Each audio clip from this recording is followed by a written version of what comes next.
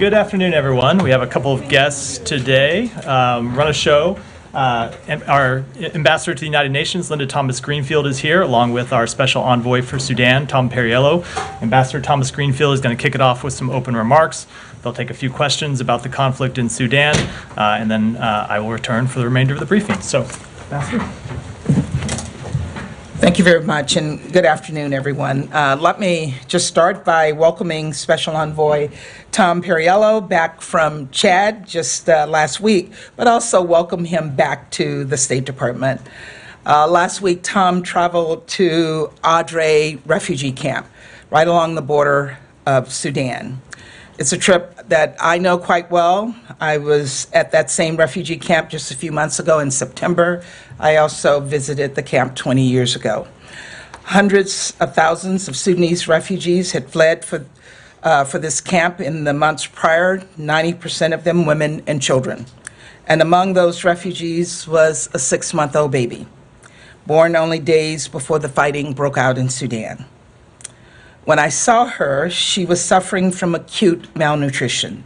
So small, so fragile, I thought she was a newborn. There's so much about her story that I don't know. How she arrived at the MSF hospital, whether she ever left the hospital. But I think about her today as the world nears a grim milestone, 1 year of horrific civil war in Sudan. How she was born as her country spiraled into conflict, how she was carried into Chad, her protectors walking miles and miles to reach a semblance of safety. How she spent those formative few months in a hospital too small and weak to even cry as doctors tried desperately to nurse her back to health. And how now she reaches her first birthday, having only known violence, hunger, and displacement. April 11th should be a historic occasion as we mark the 5-year anniversary of the revolution that toppled the Omar al-Bashir's regime, his 30-year reign.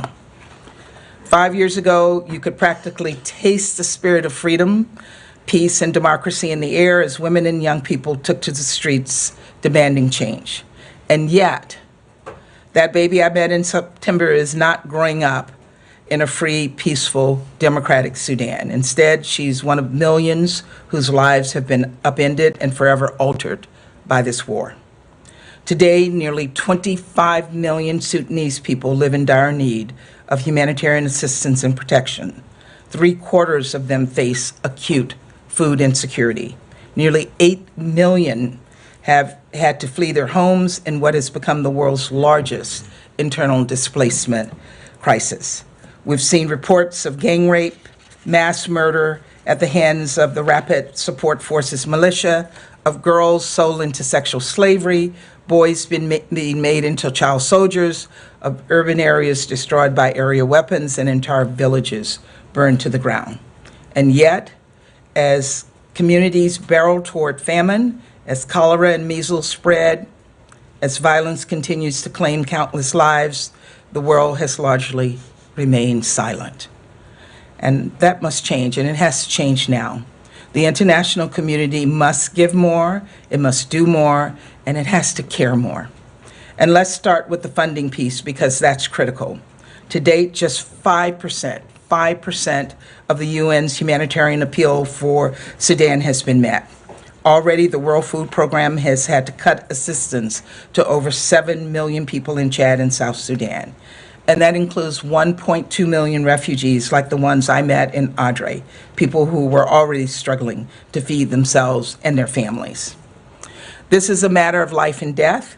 Experts warn that the coming weeks and months, over 200,000 more children could die of starvation. The United States, for our part, plans on significantly increasing our funding in the days to come. More than just lacking aid, however, humanitarian workers have been systematically obstructed from delivering aid to those in need.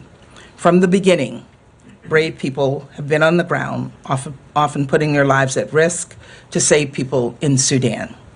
But at every turn, combatants on both sides of the war have undermined their work. That includes the Sudanese Armed Forces, which has impeded the major humanitarian aid crossings from Chad into Darfur. And that's where doing more comes in. Should the SAF not reverse course immediately, the Security Council must intervene to ensure life-saving aid is delivered and distributed, including, if necessary, through a cross-border mechanism. What's more, we must continue urging the warring parties to stop the fighting and get back to the negotiating table, as well as urge those outside supporters prolonging this conflict and enabling these atrocities to stop sending weapons to Sudan.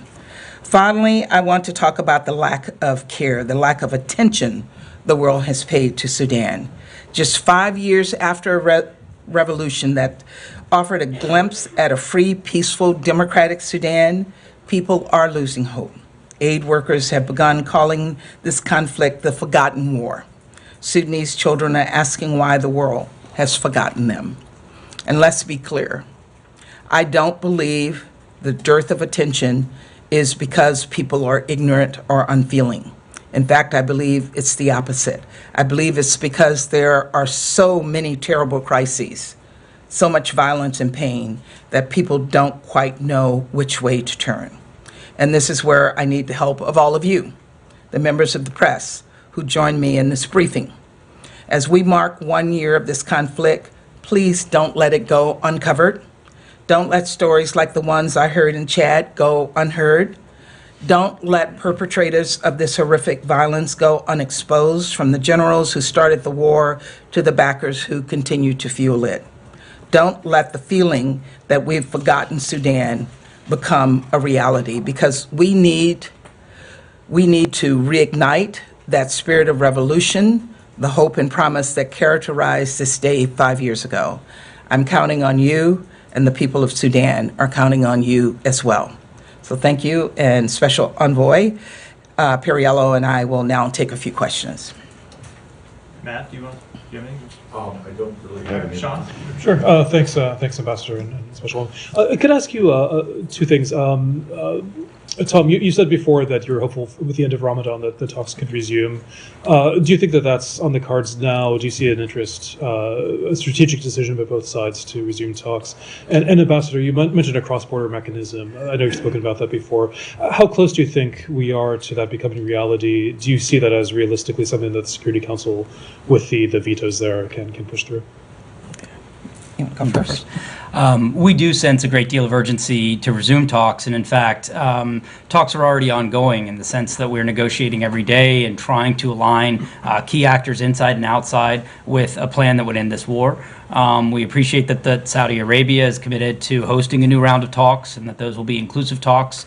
We hope that will be a date that we can be able to announce soon and build momentum coming out of the gatherings in Paris and start to have a sense of when that date will be. But in the meantime, we are not waiting to continue to try to put pressure on the parties to come to the table. And we do think that there are some signs, while many, many signs point to the war getting even worse. In some ways, it's gotten so bad and it's starting to have such regional implications that it's also increased, I think, some of the diplomatic appetite to try to find an end to this war. And we're going to try to use every lever we have to build that into enough political momentum and political will to end this war. Look, on the cross-border concept, we know that it is a concept that can work. It worked in Syria.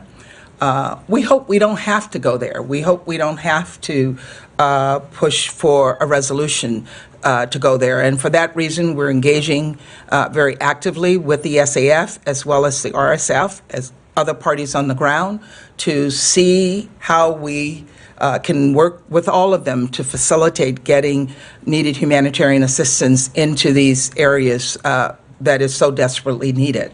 But if we're not able to work with them, if we're not able to get their cooperation, then we have to find another way. We can't sit back and not look for other opportunities to see to get humanitarian assistance to people who are in desperate need. Michelle Kelman, back. Hi, thanks for taking my question. You talked about other countries fueling the conflict. I wonder if you can name them. What are you telling them? Because I think some of them are U.S. partners. Yeah, and what more can the U.S. do to put pressure on the political players in terms of sanctions? With all of the countries who have been identified as possibly fueling this conflict, we have had direct conversations with every single one of them to press them to cease their support and fueling of this war. They've been named in the press. We've seen the Emiratis be named in the press. We've seen Egypt be named in the press. There are others who have been identified in the press as well. And with all of them, we have constant engagements. And I know that Tom has had those engagements as well. Camilla? Thank you. Just to elaborate a little bit more on that, to what extent is the UAE, can you talk about them helping the RSF and refusing to listen to US messages to stop its weapons shipments? Can you speak about that at all? I think we've been making very clear to all partners across the region that escalating the war at this time is something that is going to not only have increasing humanitarian costs, but actually risks destabilization of the entire region. We see a conflict that in some ways has been between two sides that shows signs of being increasingly factionalized in ways that brings in some of the tribal militias that have stayed neutral. It affects the ability of some of the neighboring countries that have tried to be constructive and not get more involved to get pulled in. And right now is a time that every arms shipment, every bit fueling this conflict is something that pushes us closer to not only famine, but to a failed state. And the flip side is this is a situation in which everyone in the region can benefit from a peaceful and stable Sudan. The Sudanese people are extremely clear about what they want. They want to return to the constitutional transition begun with great courage just a few years ago. They want to see a unified professional military that is accountable to the people. They want to see not a return of extremists and former corrupt officials. And they want that full humanitarian access.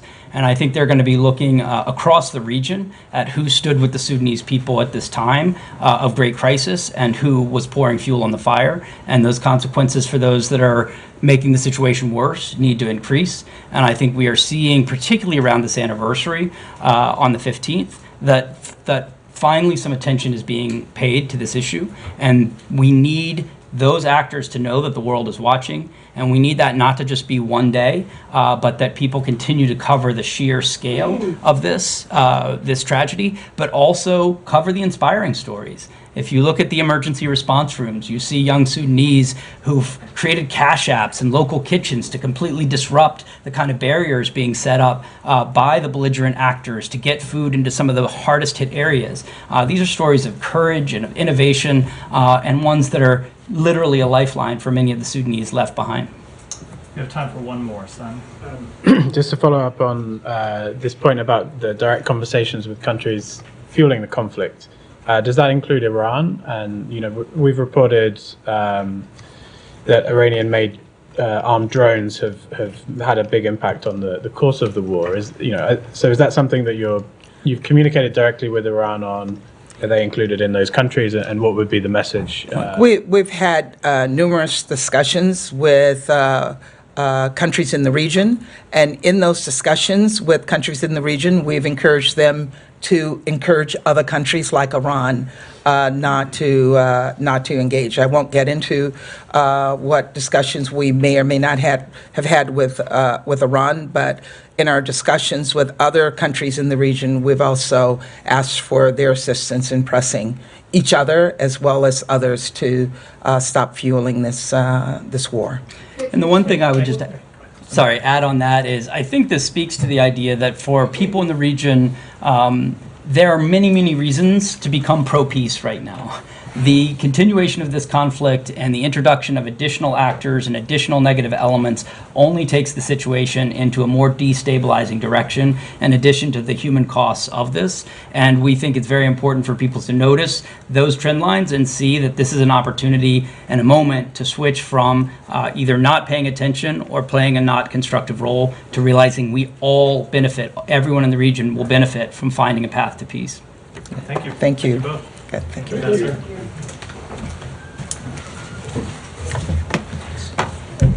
Okay. So before we get to questions, I have just a couple of opening comments about the situation in the Middle East. We continue to be concerned about the risk of escalation in the Middle East, something we have been working to mitigate and contain since the attacks of October 7th, and specifically about the threats made in recent days by Iran against the state of Israel and the Israeli people. You saw the president make clear yesterday that we stand in strong support of Israel's security against these threats.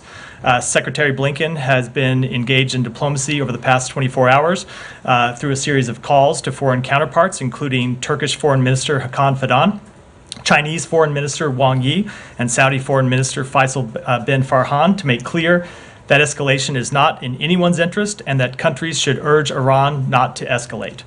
We have also engaged with European allies and partners over the past few days and urged them as well to send a clear message to Iran that escalation is not in Iran's interest, it's not in the region's interest, and it's not in the world's interest.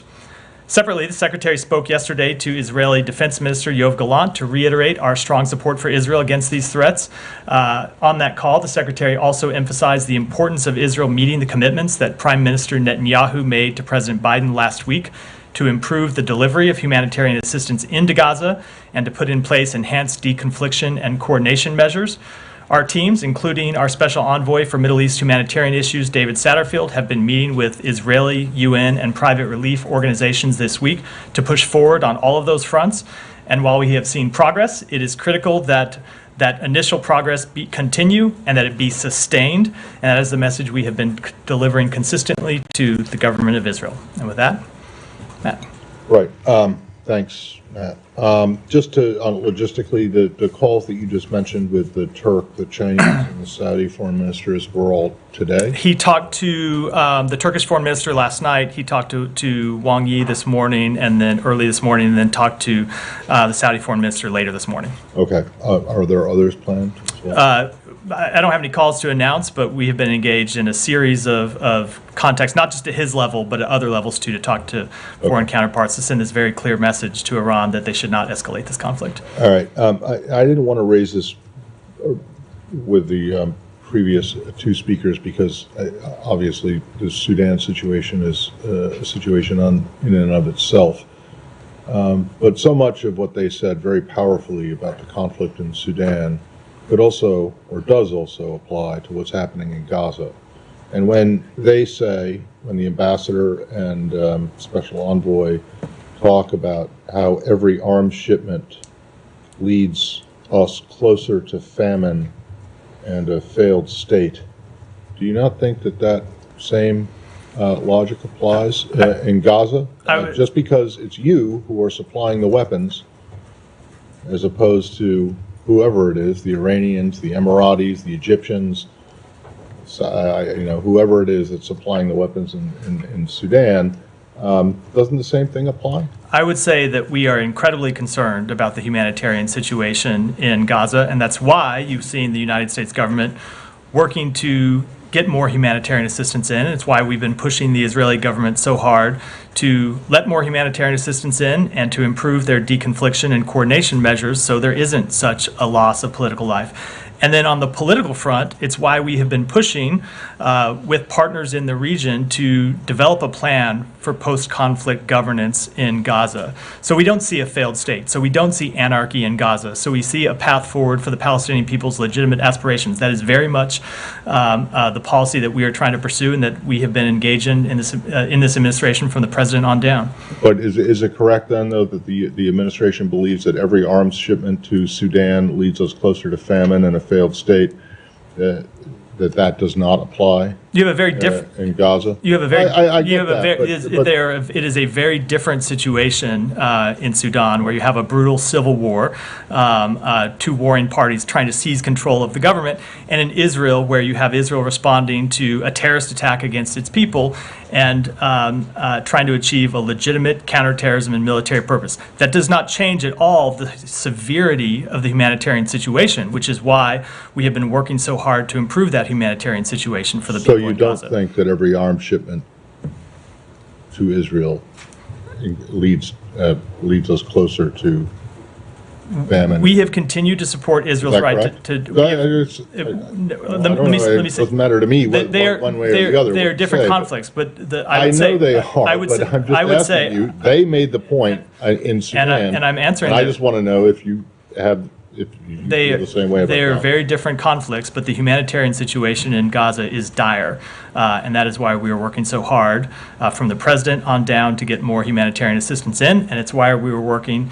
to improve deconfliction and coordination so we don't see such a high number of civilian casualties as we have seen over the past 6 months. Thank you.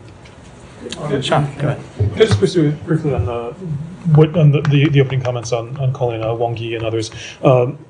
I realize you're probably not going to give a full rate on this, but how successful was that? I mean, do you think there's an interest from these other countries as well to see Iran not escalate? So I'm not going to speak for any of those other countries. I will let them speak for themselves. But the point that the Secretary has been making to each of these counterparts, foreign counterparts, both those in the region and foreign counterparts outside of the region, is that further escalation of this conflict doesn't just hurt Israel, doesn't just hurt Iran, doesn't just hurt the countries in the region, but that it harms every country in the world. Every country in the world would be hurt by wider regional conflict. Every country in the world would be hurt by wider regional war, both economically, diplomatically. And so the Secretary has been making clear to every country that has any semblance of a relationship with Iran that it is in their interest to use that relationship to send a message to Iran that they should not escalate this conflict. But I will let those countries speak for themselves about what action they may or may not take. And I have to ask, I know this has been asked before, but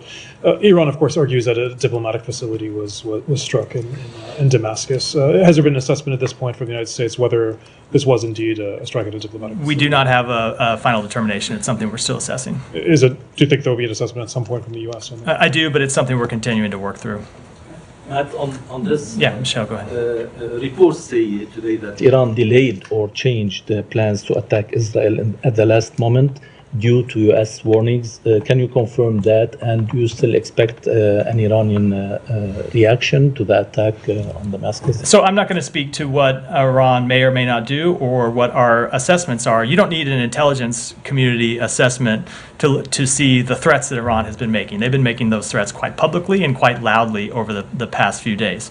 So we will continue to send the message to them that it is not in their interest to escalate this conflict, and it's not in the region's broader interest, and we hope other partners will send that same message. Yeah, go ahead, Nadia. Sure.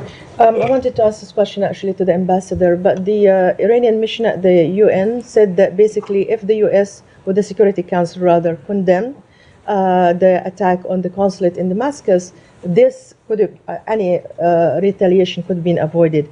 So is this your understanding that actually you don't condemn it because you cannot verify whether it is a diplomatic mission or not? And also, do you think that Israel can go and attack any other diplomatic mission if this is proved to be actually a diplomatic mission and you don't expect any country to retaliate? So Just to explain a few things just in order. First of all, I think that's a pretty flimsy excuse from the Iranian government. If they don't want to widen this conflict and they don't want to attack Israel, they don't need permission from anyone else, either at the United Nations, or they just have to make the decision not to do that. And that's the decision that they should make. Now, with respect to your second question, no, we do not want to see attacks on diplomatic facilities. We oppose attacks on diplomatic facilities. We continue to assess the exact status of that facility in Damascus and don't have a final determination on that question. Okay. Saeed, go ahead. Yeah, not Iran, but like Matt, I was struck with what the ambassador said, the similarities. You could change the word Sudan for the Palestinians or Gaza, and it'd be exactly the same, with one difference. I mean, you don't have any control over the conflict in Sudan. but you certainly have. Saeed, well, let me can I say- just finish my question? I have not asked my Fine, question. fair enough, go ahead. So, my question to you is, why has the United States not taken, it's the moral high ground and its ability and its leverage to end this conflict as it can? We have seen this happen in the past. We've seen it happen in 1982. We've seen it happen with this administration in May 2021. So, my question to you, why has not this administration taken that step to end this conflict now? So, first of all, Saeed, they are very different conflicts and very different situations, and that's incredibly important. The conflict in Sudan is two warring military factions following a coup that overthrew a democratic government who are fighting for control of Sudan. That is a different question than the conflict in Gaza that was started not by Israel, but by Hamas. Hamas launching a brutal terrorist attack that killed over 1,200 Israelis and citizens of other foreign countries. And Israel has the right to hold Hamas accountable for those attacks, as the United States would, as other countries in the region would, as any country in the world if it were the victim of such a brutal terrorist attack. That said, we are trying to bring this conflict to an end.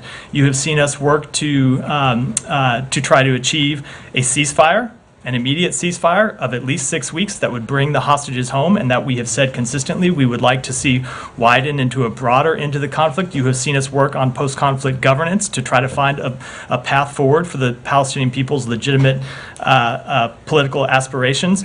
And you have seen us work to address the very, very severe needs of the Palestinian people in Gaza. So we are working to try and do exactly that. Okay, let me just follow up. Please don't interrupt. Just let me go. I'll go through the questions and get to who I get to. If I may, I just want to follow up.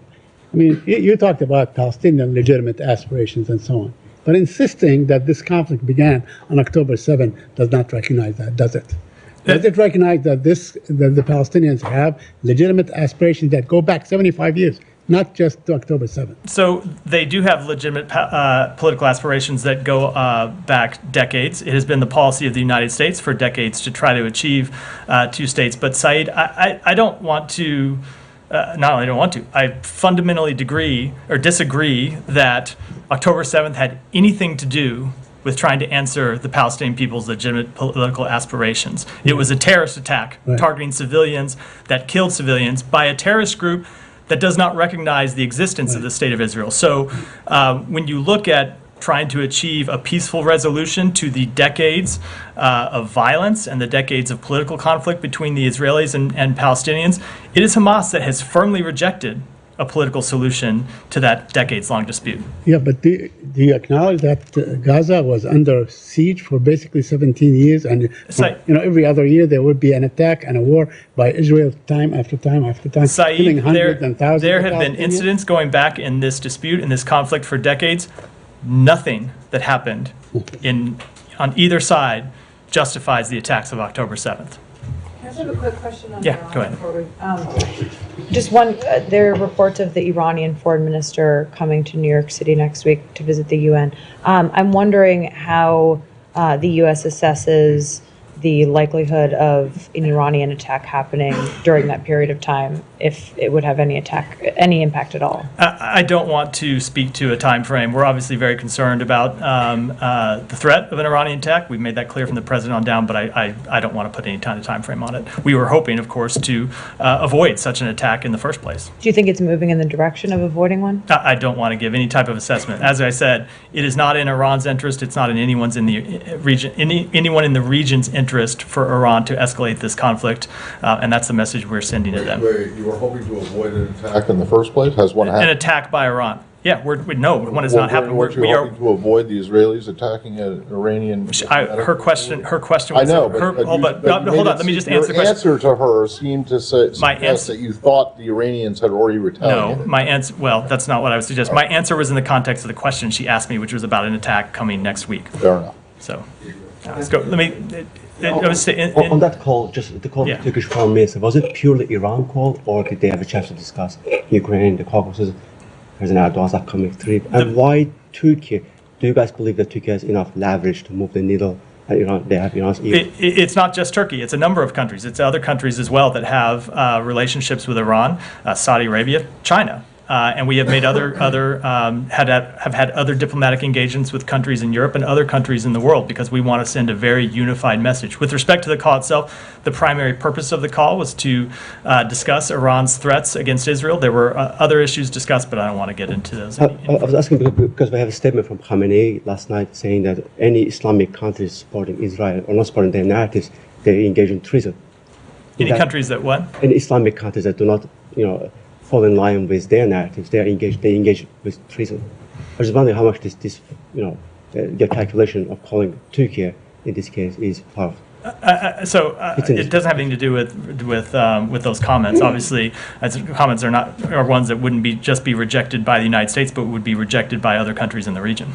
I have different questions. Let me stay in the region, and then go ahead. Thanks. On the hostage talks, can you give any update on whether there's been a response from Hamas? And also, is there a level of concern in the U.S. government about the Israeli strike that killed Hamas leader Ismail Haniyeh's family members? How that might affect the talks? I'm not going to give any update on the talks themselves, other than that we continue to engage in them and try to pursue a successful resolution. With respect to those strikes, I certainly hope that it will not, but I wouldn't want to make any kind of assessments. Stay in the region. Nadia, go ahead, and then we'll come back. Yeah. There's a record number of land that's been confiscated in the West Bank. That came out today. It's like between 2018 and 2023 is 5,900 acres that have been confiscated. The administration has always talked about this two-state solution, and one of the major obstacles is settlements. So if this land has been taken, and there's not just a condemnation from the administration, but actually there is nothing practical that we see that will stop this land from being taken, that will undermine the president's vision. So how can you go forward when actually there's no even base to have a state in the future? So two things. First, we have made consistently clear that we oppose further settlement activity in the West Bank. We think they are a barrier to peace. We think they're inconsistent with international humanitarian law. And I will just say, to put those actions in the larger context, there have been a number of things that the government of Israel has done over time that we have said are detrimental to Israel's long-term security. Obviously, settlements in the West Bank are one of them. There are other actions that it has taken in Gaza that we think are detrimental to Israel's long-term security. So what fundamentally it comes down to is we are working, as you know, with partners in the region to develop a path forward for Israel and the Palestinian people that we would present to them that would provide for post-conflict governance in Gaza, that would have a component to reconstruct Gaza, that would provide further assurances for Israel's security by its partners in the region, and there are other countries ready to step up. And so I'm making this a broader answer because all of this relates to that very question. It's not just about settlements. It's about what kind of future the Israeli people see for them in the region. And ultimately, and we're not there yet because we've not finished this plan, and we've not presented it to the people of Israel and the government of Israel, but ultimately, this is a choice that Israel is going to have to make. Okay, just very quickly. The ambassador made a passionate appeal to us, the press corps, to cover Sudan, not to forget civilians, rightly so. But we haven't heard from any senior officials the same appeal about Palestinian civilians in Gaza. Number one, we have many journalists who've been killed, including our colleagues. We don't hear any, apart from condemnation, nothing's been done to protect them. And second, why can the United States allow independent journalists to go to Gaza, since you don't have anybody on the ground, so they will have access and tell us what's happening there? So a few things. First of all, the reason you heard the ambassador make that appeal with respect to Sudan, and this is not for me to play editor or a segment producer, but is that we don't see as much coverage about atrocities in Sudan. We don't see as much coverage about the plight of the Sudanese people. We do see a lot of coverage of the Palestinians in Gaza, appropriately so. But I think her point was that we would welcome seeing coverage of this very difficult conflict that we are trying to resolve in Sudan. When it comes to journalists in Gaza, we have made clear on a number of occasions that we want to see journalists protected, and the coordination and deconfliction measures that we have been pushing the government of Israel on so hard, that the president pushed the government of Israel on in his call on Friday, would ultimately help with journalism and make it safer for journalists to operate inside Gaza. And I will just make it very clear that we have pressed the government of Israel directly to allow journalists to go into Gaza. It's not something that we control, but we have made clear that we all benefit from seeing what's happening on the ground, that we know what's happening there, not because we have U.S. Officials there, and many other countries don't have officials there, but because they're journalists who are putting their lives on the line to bring us those stories.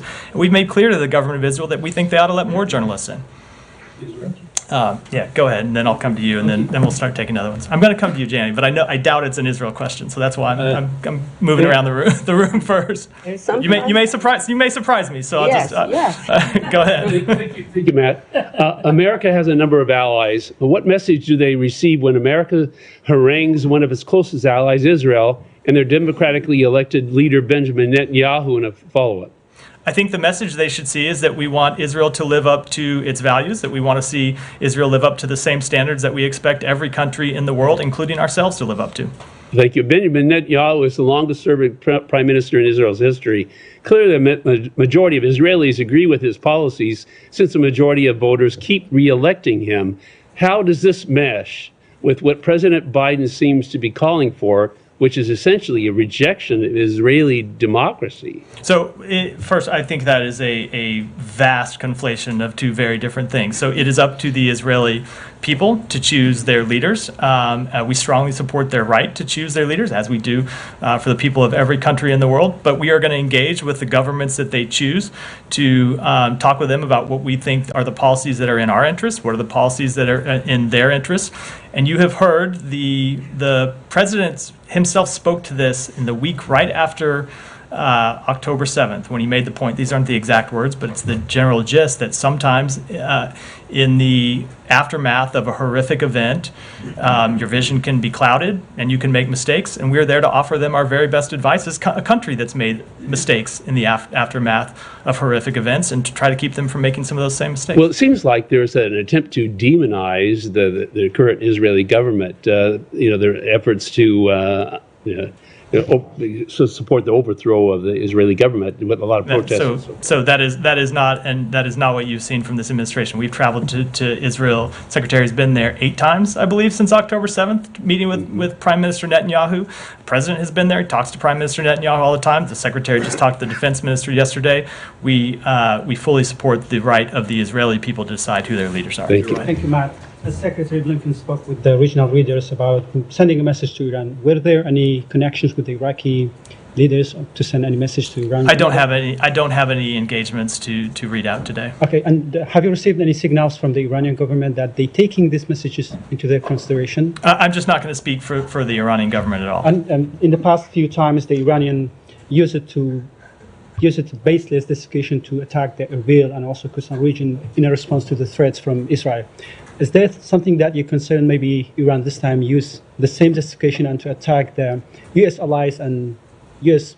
friends in the region in the retaliation for that attack? So 2 things. We have made clear to them that they shouldn't escalate this conflict in any way, with respect to Israel, with respect to others in the region, with respect to U.S. forces. One of the first messages we sent to them when the Iranians were making these baseless claims that the U.S. was involved in the strike in Damascus is that is not true. We weren't involved. We didn't know about it.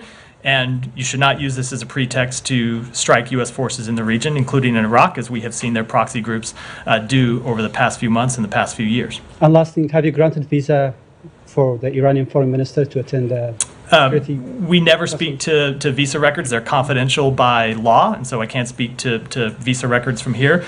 But has long been the case, we take our obligations as the host of the United Nations very seriously. So when he shows up in New York, you can just assume that that's confirmation that he got a visa? Well, you can't travel here without one, so I can't speak to it, but you can't travel here without one. But I would note that Iranian foreign ministers have traveled to New York under administrations of both parties, including the last one. Yes. No, I'm not suggesting that there's anything inappropriate or untoward about it. It's just that, it's ridiculous.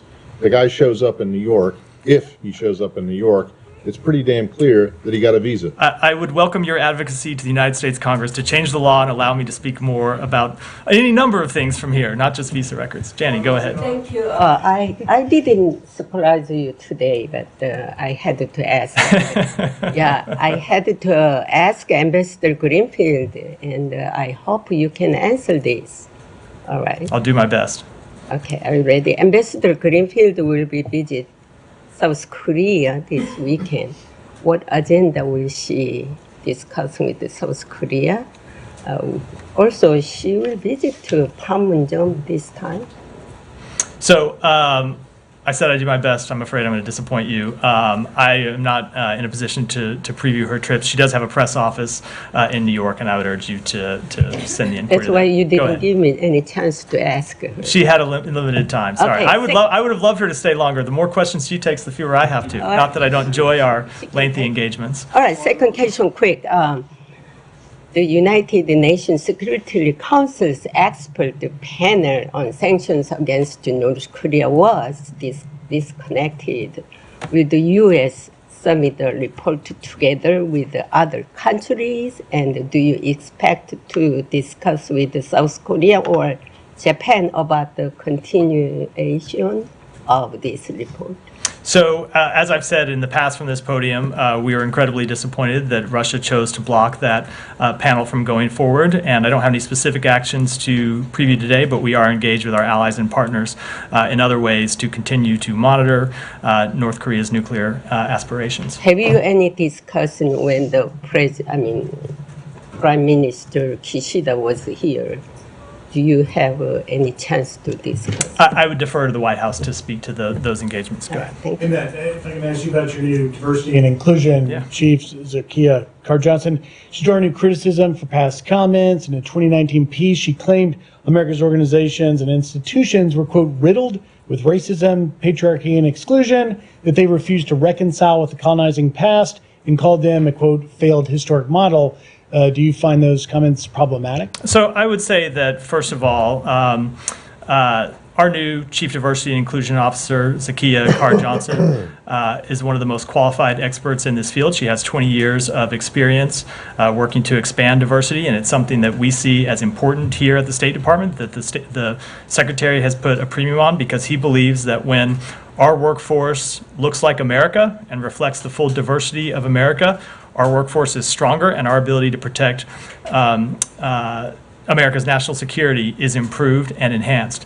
And that's why he selected her to do this incredibly important job. Second of all, with respect to her quote, I have seen that people have used excerpts, have not used the full context of it, but I would say a lot of this criticism seems to be from individuals. I saw former officials tweeting about this.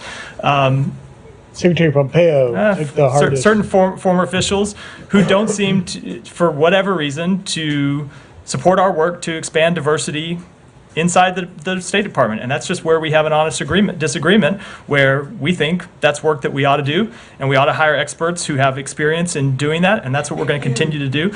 And I think we're just going to have to disagree with some of those critics. Can I just lastly read you? Secretary Pompeo, obviously worked here in the building, said, quote, the State Department should be staffed by individuals who love America and believe in our core principles, not ideologues who think that America represents a failed historic model. Well, apparently he believes there are different ways to love America, because one of the ways we believe you can best love America is to love its full diversity and build a workforce that reflects that full diversity. Thank you. Come to you next. Alex, sorry. Okay, thank you much. Sorry. I should not mumble my... No, thanks so much. Decision Ukraine, if I may, going back to last night's strikes, which Ukraine believes that was designed to maximize attacks on infrastructure. What was your reaction, and what is your take of the state of play on the battlefield? And do you still believe that Ukraine doesn't have a right to retaliate?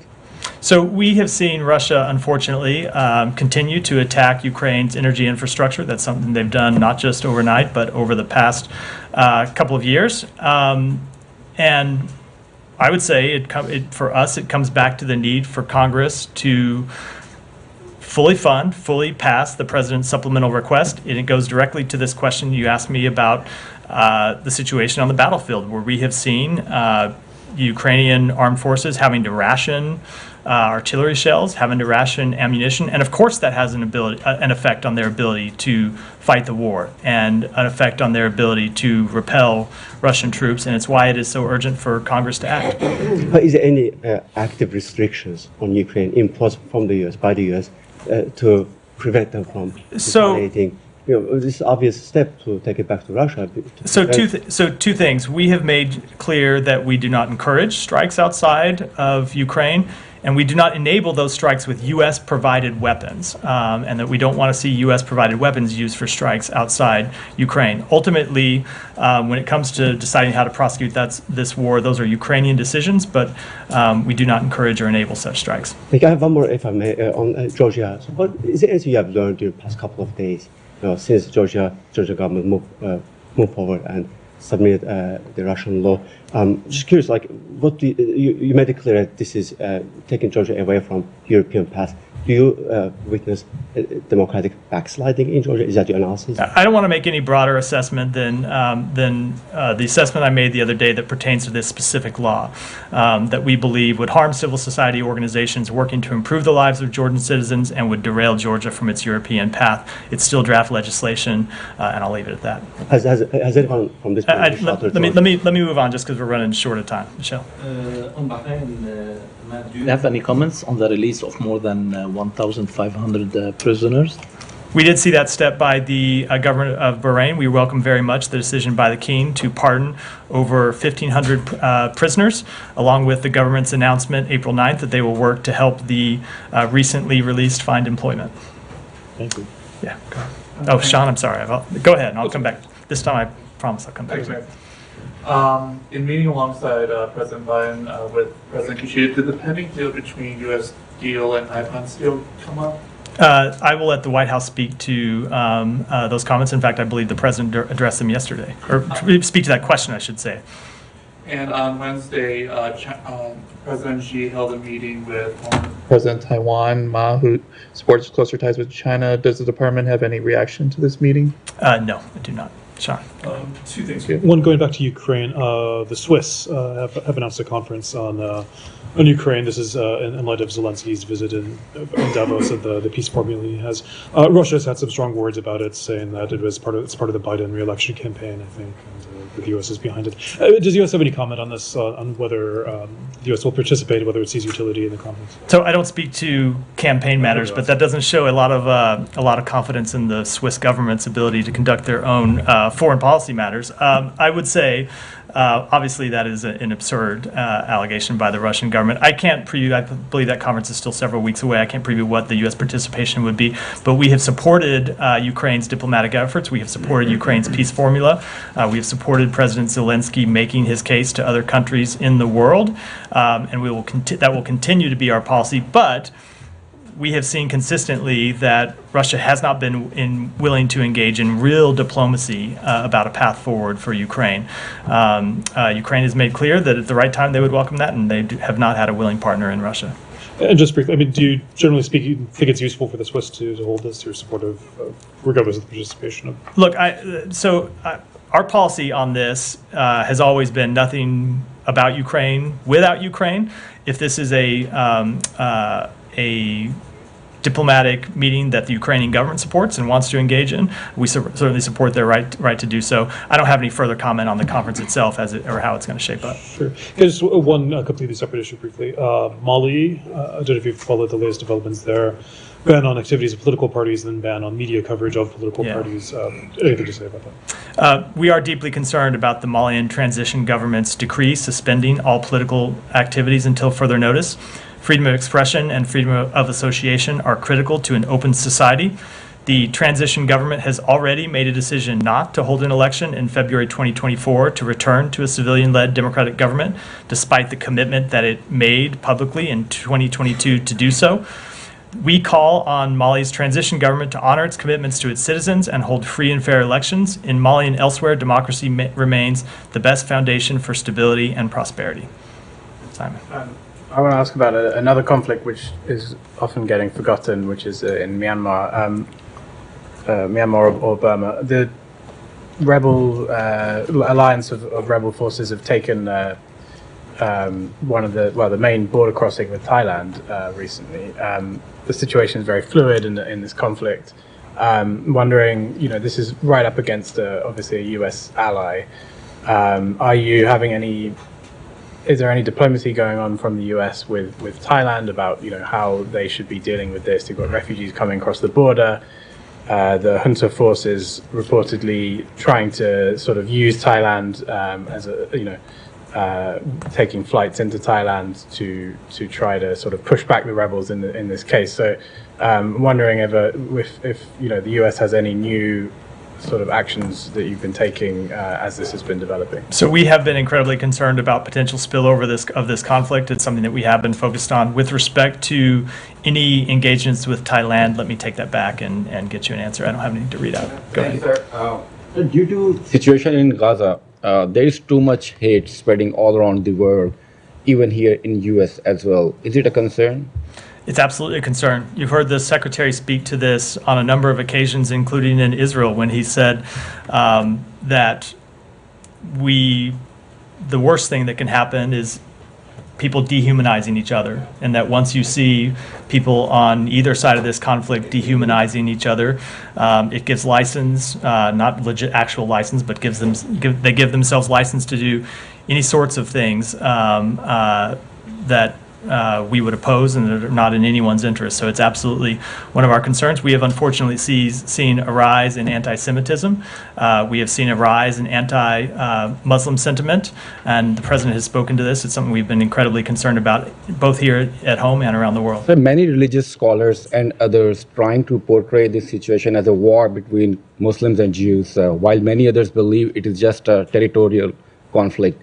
What is your position on this, and what would you gonna say to those spreading hate in our communities? So I don't want to see, we would obviously don't want to see anyone spreading hate in any form. And I would just say that we are trying to bring an end to this conflict as soon as possible and find a durable solution to this conflict, because it is in the interests of Muslims and Jews and Christians, Israelis, other countries in the region alike. It is in the interest of all parties to see this conflict end, and that's what we're trying to So one last question, if I may. Sir, you always talk about two-state solution, but whatever is happening right now, it seems impossible. So is United States partners and mediators trying to explore other options to bring peace in that region? So I spoke to this a little bit in response to an earlier question. We think ultimately that is the path forward. And I know it's incredibly difficult and it looks incredibly bleak, but it is our assessment that at the end of this conflict, it is going to end, that if there is not a path forward, Israel is going to be back with the same security risks it has had since before October 7th. It is going to be in the same position with respect to a lack of relationships with all of its neighbors. And it is in Israel's broader security interest to find a path forward for reconciliation with the Palestinian people, as difficult as that seems. And so that's why we're going to continue to pursue it. Go ahead. Thank you very much, Matt. Just three questions. One is, come on, it's my sixth briefing. Three questions is not too bad. Just go ahead. So with regard to Iran, please correct me if I'm wrong, that this administration has basically made Iran more stronger in these past few years, till now, this threat thing that has started. But can you confirm whether Pakistan and Iran, you have information that Iran is supporting the ISIS in Pakistan right now, these recent terrorist activities? Do you have any information that it's the Irani regime that is doing this or no? So I would obviously disagree with your characterization. I'm not going to get into a long rebuttal about something we've spoken to a number of times, but no, I do not have information to suggest that. My second question is about ex-Prime Minister of Pakistan, Shahid Khaqan Abbasi, who was Prime Minister from this ruling party, where Shehbaz Sharif is Prime Minister. He said himself just last week that this current regime has stolen the mandate. Basically, Shehbaz Sharif should not be a Prime Minister of Pakistan. Do you agree with him or that? Ultimately, as you've heard me say once or twice from this podium, decisions about the Pakistani government are for the Pakistani people to make. Just last one. A few days ago, U.S. officials from Islamabad embassy went to meet this gentleman named Zahir Jafar, who was convicted on murdering his wife. He's a U.S. citizen. He's on a death row now. The U.S. official went to a Diyala jail to meet him. Just a few blocks down, there was Imran Khan in jail as well. Thousands of Pakistani Americans have asked to go and meet him as well. Why is the U.S. not going to meet the guy in jail? I would defer to our embassy in Pakistan to answer that question. Go ahead, Shannon. I'll come to you next, Brian. Thanks, Matt. On the State Department's latest travel alert for the U.S. Embassy in Israel, it details how American personnel have now been limited from traveling within the country. It says it's been done out of a, quote, abundance of caution. Just wondering if you can say definitively whether this is linked to the threat to Iran. So obviously we have seen Iran making public threats against Israel in the past few days. Israel's in a very tough neighborhood, and we have been monitoring the security situation. You saw us slightly adjust our travel warnings at the beginning of this conflict, and we conduct ongoing assessments all the time about the situation on the ground. So I'm not going to speak to the specific assessments that led to us to restrict our employees and family members' personal travel, but clearly we are monitoring the threat environment in the Middle East and specifically in Israel, and that's what led us to give that warning to our employees and their family members and to make it public so all U.S. citizens who either live in Israel or are traveling there are aware of it.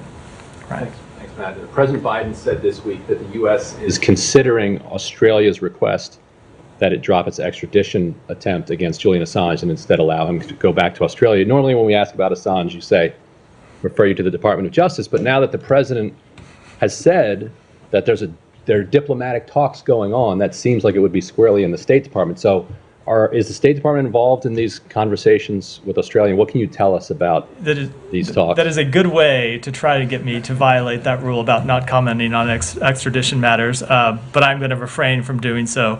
I don't have any comment. I would refer to the Justice Department for comment on this. Does it broadly raise concerns for you about free speech and free press issues? You often will see dictators say, why is the U.S. lecturing us about press freedoms when they're trying to extradite a foreign citizen to their own maximum security prison? So I will let the Justice Department largely speak to this issue, but as you've heard me say here before, one of the crimes that Julian Assange is charged with is helping Chelsea Manning hack into government systems, not receiving classified information, but helping her actually break into government systems to retrieve classified information, which, as far as I'm aware, has never been considered a legitimate journalistic practice, and is not the kind of practice that journalistic organizations typically engage in. Well, technically, he offered to help her cloak her identity so that she wouldn't be discovered. We as journalists do that all the time with sources talking on Signal and other devices to try to make sure that sources are protected. Is that considered helping? So I am now a little bit, but probably further than I ought to go, about facts that still are contained, or alleged facts that are contained in a pending indictment. Go ahead. Thank you so much. Two questions. Saudi Arabia joined Pakistan in addressing Jammu and Kashmir dispute while engaging with India through dialogue. Will United States encourage any mediation from Saudi Arabia between Pakistan and India? Because from very recent past, we observed that United States encouraged all those engagements that goes according to the regional interest of US, including the Houthis and Saudis talks. After October 7th, US stressed Saudi Arabia to halt that talks. Before October 7th, US was encouraging that.